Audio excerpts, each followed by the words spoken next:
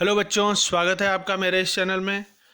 अब हम धार्मिक सामाजिक जागृति का पार्ट 2 करेंगे। इससे पहले हमने राजा राम मोहन रॉय, दयानंद सरस्वती और रामकृष्ण परमहंस के कामों के बारे में सीखा था कि कौन कौन से उन्होंने समाज सुधार के काम किए।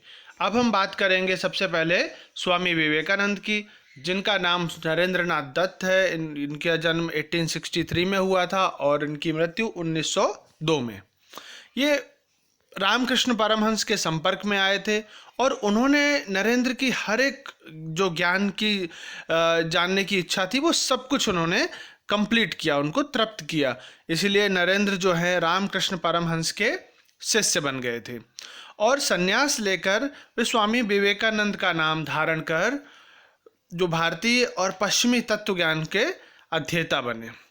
स्वामी विवेकानंद ने लोगों को दुखी मनुष्यों की सेवा करने और ईश्वर के दर्शन करने का ज्ञान प्रदान किया था। उन्होंने भारत के युवकों को अपने इतिहास के प्रति गौरववान और श्रद्धावान होना चाहिए ये बताया।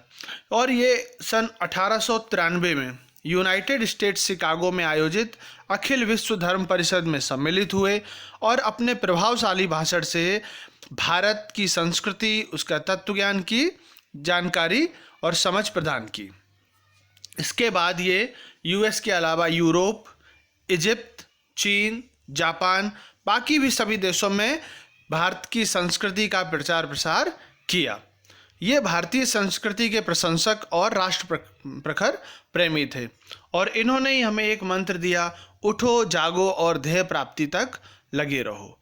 स्वामी विवेकानंद ने 1897 में अपने गुरु के नाम पर बेलूर में रामकृष्ण मिशन मठ की स्थापना की, जो मानव सेवा करने का आदर्श अपना के काम करते हैं।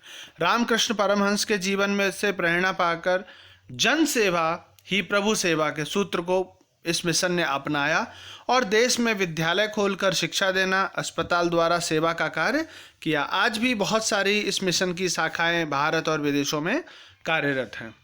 अगर हम दूसरे समाज सुधारक की तरफ बात करें तो मुस्लिम समाज में सुधार का आंदोलन कैसे हुआ, तो 19वीं शताब्दी में उत्तर प्रदेश में रायबरेली के सैयद अहमद खान और बंगाल के शरीयतुल्लाह जैसे लोग जो हैं नेतृत्व के रूप में मुसलमानों में सामाजिक और धार्मिक जागृति को पैदा करने के लिए आगे आए।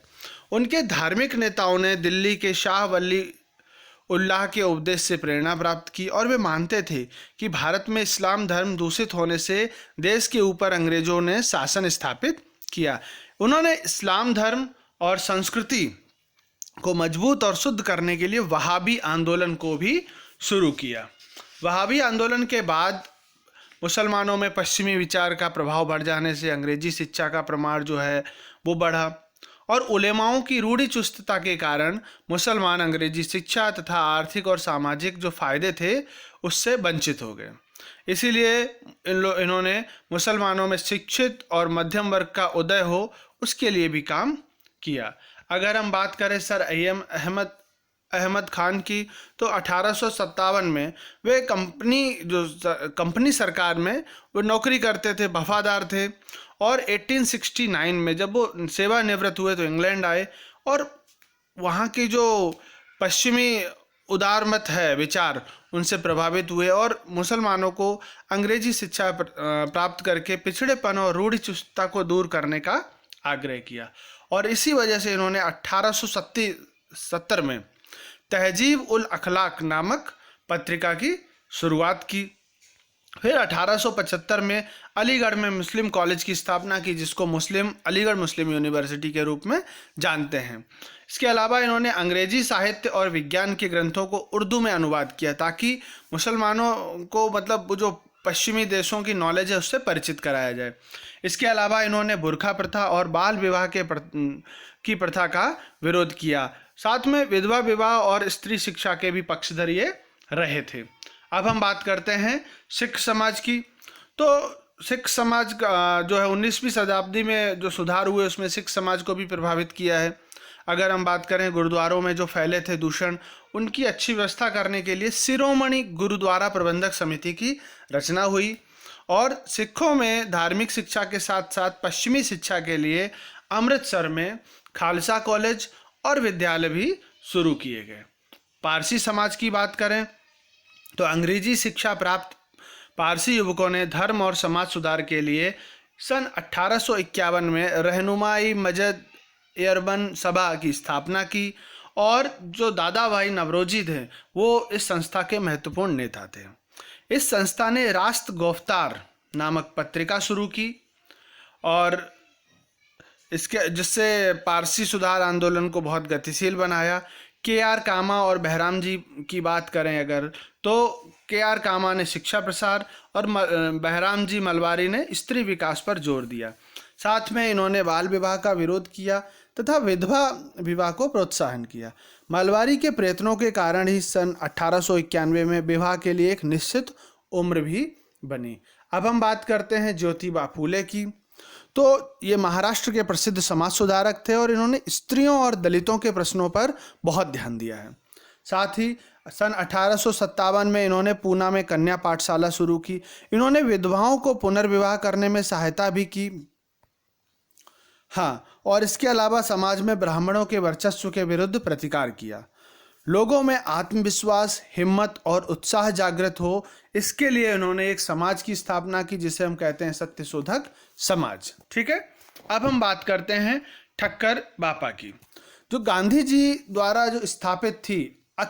अखिल हिंद हरिजन संघ के मंत्री के रूप में ठक्कर बापा जी ने वर्षों तक हरिजनों के विकास में अपना योगदान दिया और प्राकृतिक आपदाओं के समय भी बहुत ही सहायता देने में काम करते थे। इनका जो नाम है वो नाम था अमृतलाल ठक्कर। इनका जन्म भावनगर में 1869 में हुआ था और बहुत ही कर्मनिष्ठ सेवक थे। इंजीनियरिंग की पढ़ाई भी की थी, हालांकि अच्छी नौकरी जो करते थे वो छोड़कर गांधी जी के प्रभाव से इन्होंने आम लोगों की सेवा शुरू की। ठक्कर बापा जी ने पंचमहाल भील सेवा मंडल की स्थापना की और वहाँ के जंगल पहाड़ी क्षेत्रों में जो रहने वाले भीलों के जीवन हैं उसको बदलने में बहुत ज़्यादा मेहनत की प्रयास किया और साथ में भीलों को शराब या अन्य बुराइयाँ, बुरी आदतों या वहम से बंधनों से मुक्त कराया। उन्होंने इसके अलावा भीलों के बच्चों के लिए विद्यालय शुरू किए और साथ ही चरखा चलाने के लिए प्रेरित किया और कुटीर उद्योग में भी जो चीज़ सम्मिलित हुई। धीरे धीरे इसी तरह से राष्ट्रीय चेतना बढ़ती चली गई और राष्ट्रीय आंदोलन में भी भाग लेने लगे और गांधी जी ने अस्पृश्यता निवारण को महत्व दिया, जिससे निम्न पिछड़े वर्गों की स्थिति सुधारने के प्रयास में अच्छी प्रगति हुई। तो बच्चों, ये पार्ट था जिसमें मैंने मेन पॉइंट्स जो हैं सामाजिक जागृति, धार्मिक सामाजिक जागृति से मेन पॉइंट लिए हैं। आई होप आपको इसके जरिए पूरा पार्ट समझ में आएगा ताकि बहुत सारी चीज़ें आपको अच्छे से समझ जाएं। Thank you so much. Channel को सब्सक्राइब करना ना भूलें और साथ ही ज़्यादा से ज़्यादा बच्चों को शेयर करिए।